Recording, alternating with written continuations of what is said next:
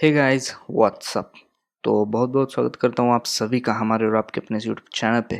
तो दोस्तों, आप आज के अपने इस वीडियो को स्टार्ट करने से पहले let me tell you the agenda of this video.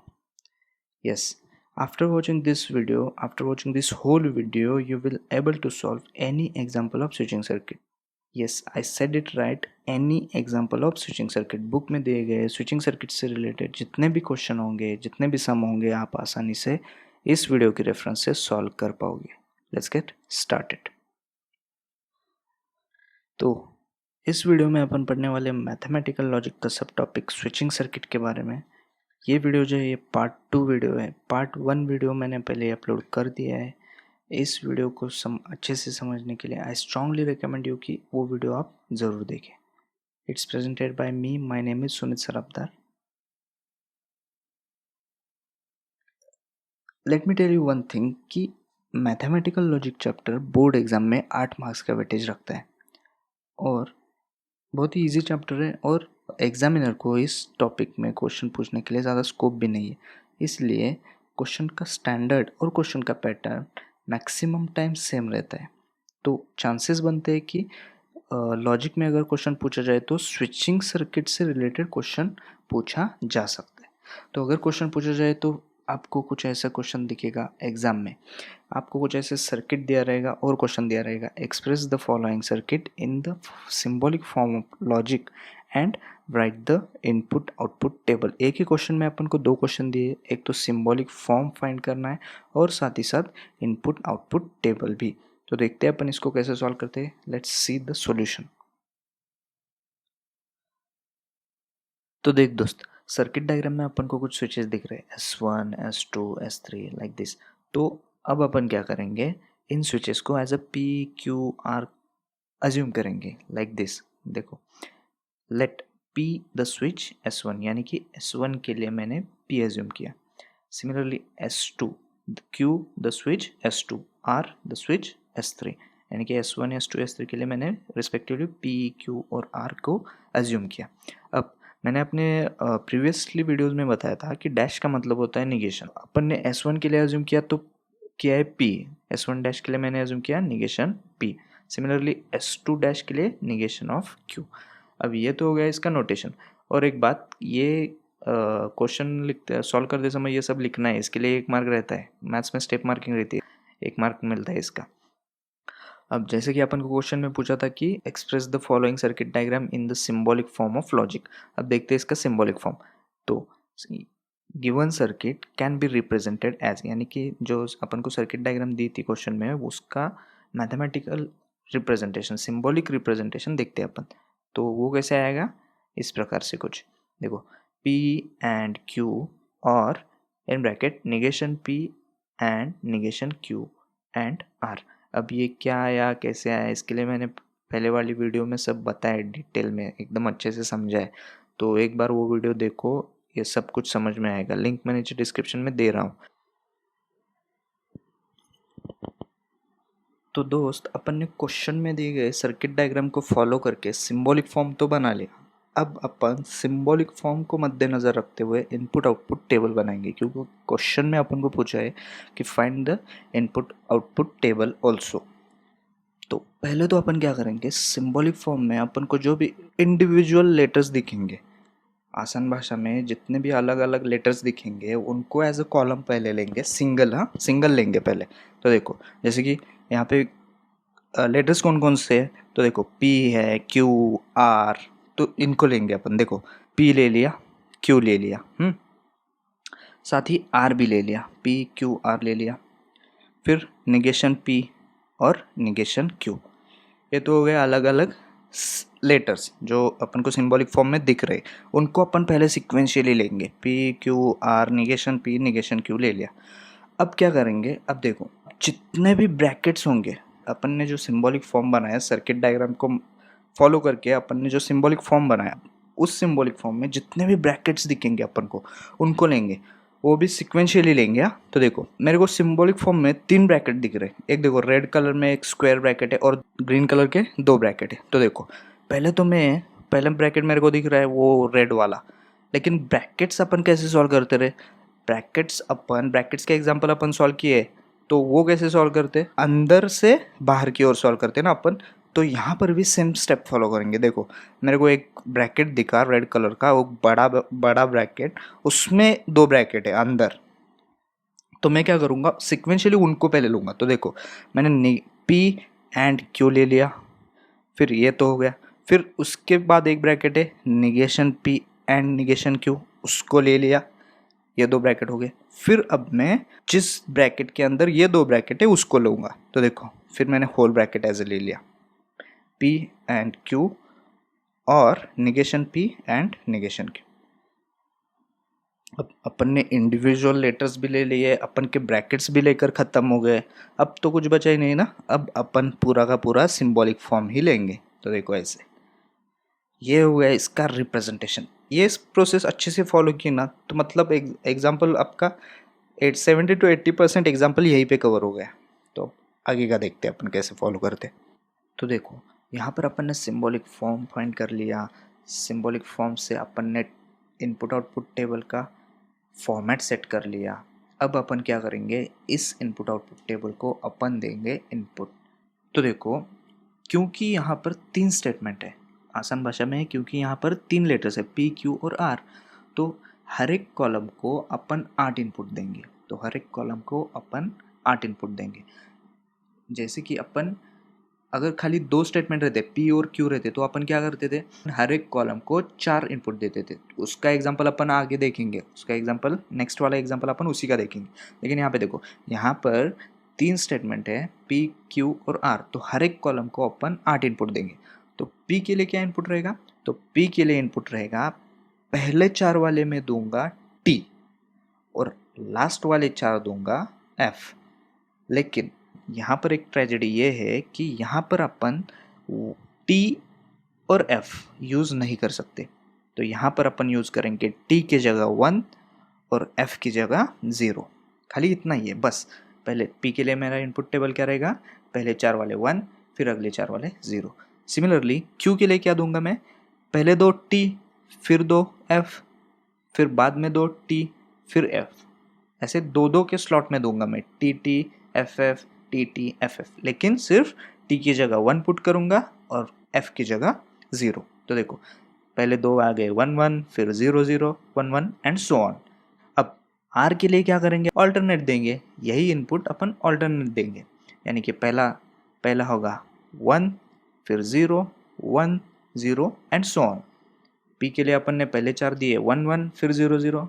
Q के लिए पहले 2 1, फिर 2 0, फिर 2 1, और आर के लिए अपन ने ऑल्टरनेट 1 0 1 0 करके इनपुट दिए।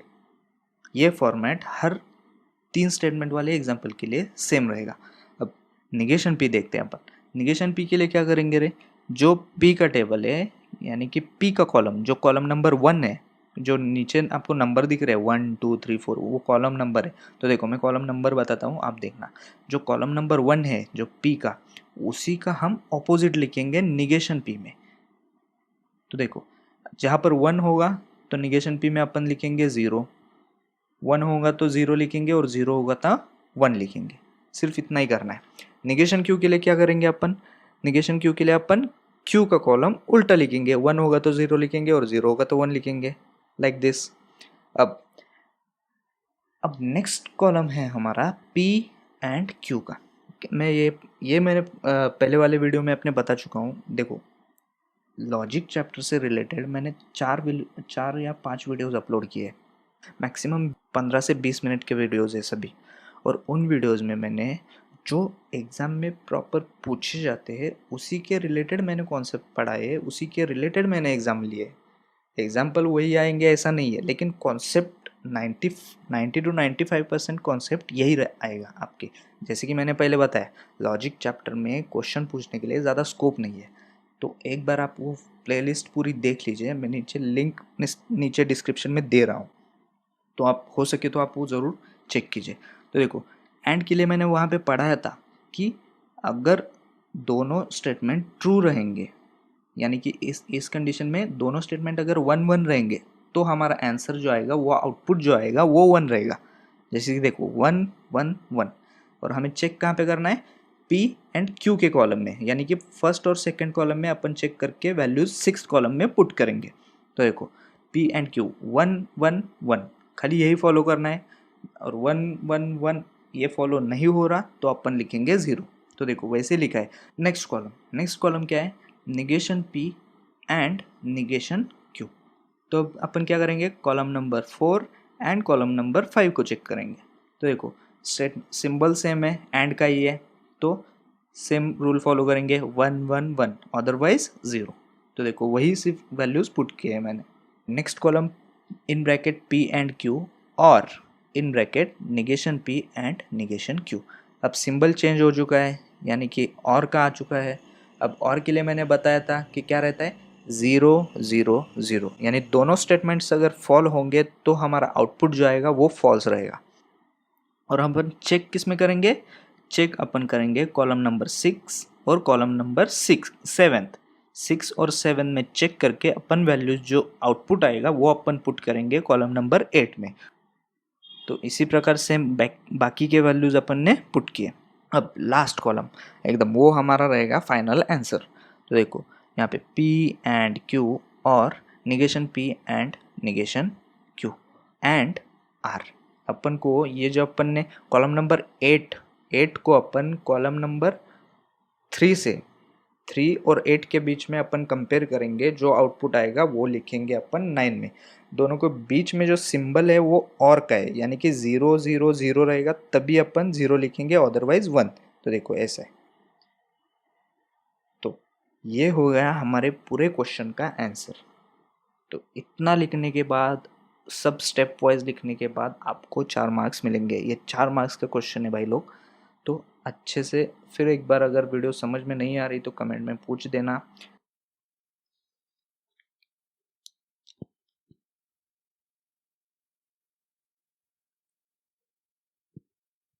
तो दोस्तों अपन और एक एग्जांपल देखते हैं। तो देखो क्वेश्चन दिया है, express the following circuit in the symbolic form of logic and write the input output table. Circuit diagram भी दी रखी है। क्वेश्चन का वर्डिंग, क्वेश्चन का pattern same as a previous one. सिर्फ यहाँ पर डिफरेंस इतना ही है कि पहले वाले क्वेश्चन में 3 स्विचेस थे, S1 S2 और S3, यहाँ पर 2 है। तो देखते हैं इसको भी शॉर्ट में कैसे सॉल्व करते हैं। देखो अब लिखते हैं अपन इसका सॉल्यूशन।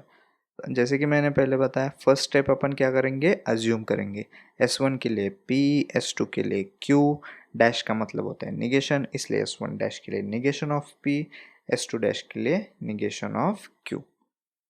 अब सेकेंड स्टेप क्या रहती है अपन की, तो सिंबॉलिक रिप्रेजेंटेशन। तो सर्किट डायग्राम के थ्रू अपन सिंबॉलिक फॉर्म फाइंड करेंगे। तो देखो given circuit is expressed as like this, P और Q और negation of P and negation of Q। अब मैं शॉर्ट में बता देता हूँ ये कैसे रहता है।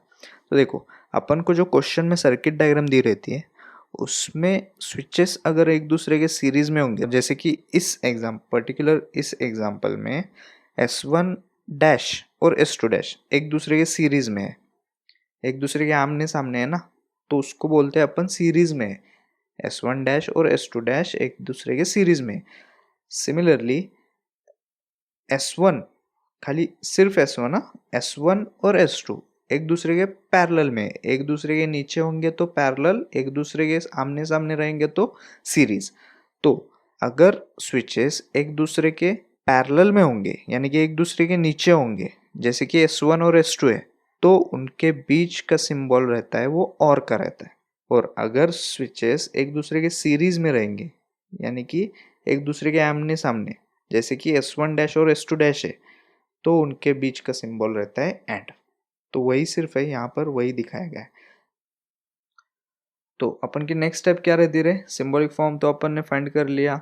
अब सिंबॉलिक फॉर्म थ्रू अपन स्विचिंग टेबल यानी कि इनपुट आउटपुट टेबल बनाएंगे। जैसे कि मैंने बताया अपन के पहले स्टेप क्या रहती है, जितने भी सिंबॉलिक फॉर्म में जितने भी इंडिविजुअल लेटर दिखते हैं उन सबको लो। पहले तो ले लिया P, Q, फिर निगेशन P, निगेशन Q, ये हो गए इंडिविजुअल्स। फिर ब्रैकेट्स लेंगे अपन। ब्रैकेट्स तो यहाँ पर सिर्फ 2 ही है, P और Q का एक ब्रैकेट और negation of P and negation of Q का एक ब्रैकेट। वो दोनों ब्रैकेट ले लिए, फिर सब इंडिविजुअल हो गए, ब्रैकेट हो गए, और फिर अपन लास्ट में लेंगे पूरा का पूरा सिंबॉलिक फॉर्म। तो देखो 3 स्टेटमेंट के लिए पी क्यू और आर के लिए अपन 8 इनपुट देते थे, लेकिन यहाँ पर तो सिर्फ 2 ही स्टेटमेंट है, पी और क्यू, आर नहीं है। यहाँ पर क्या करेंगे, पहले 2 1 देंगे, फिर लास्ट के 2 0 देंगे, लाइक दिस 1 1 0 0। क्यू के लिए क्या करेंगे, ऑल्टरनेट 1 0 1 0 देंगे, लाइक दिस। निगेशन पी के लिए क्या करते हैं, पी का उल्टा लिखेंगे, 1 होगा तो 0, 0 होगा तो 1। निगेशन ऑफ क्यू के लिए, निगेशन ऑफ क्यू के लिए अपन क्या करेंगे, तो क्यू का उल्टा लिखेंगे, 1 होगा तो 0, 0 होगा तो 1। पी और क्यू, और के लिए मैंने क्या बताया था, 0 0 0। 2 स्टेटमेंट्स अगर 0 होंगे तो आउटपुट जो आएगा वो 0 आएगा, अदरवाइज 1, लाइक दिस।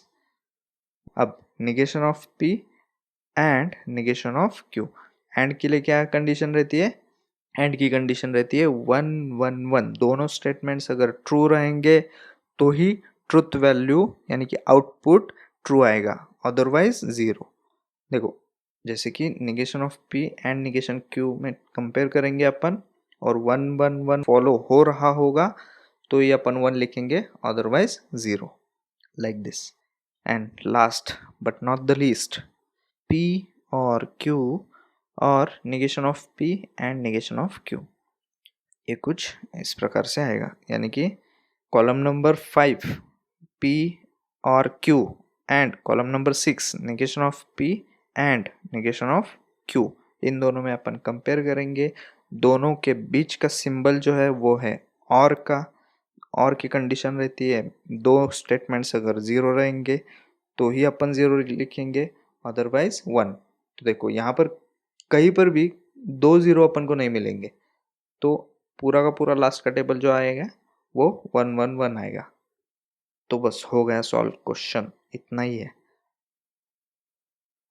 तो thank you so much for watching this video. अगर वीडियो अच्छी लगी हो तो लाइक कर सकते हैं, अगर अच्छी ना लगे तो डिसलाइक भी कर सकते हैं, लेकिन अगर डिसलाइक करिएगा तो नीचे कमेंट में बताइएगा मुझे कि क्यों डिसलाइक किया, ताकि मुझे सुधारने का मौका मिले. मला पण समजेल ना का आवडली नाही तुम्हाला ते. तो ठीक है, अगर वीडियो अच्छी लगी हो तो लाइक कर दीजिए, शेयर भी कर दीजिए अपने दोस्तों के साथ, और चैनल पर नए हो गए तो सब्सक्राइब कर दीजिएगा. Okay, that's it. Thank you.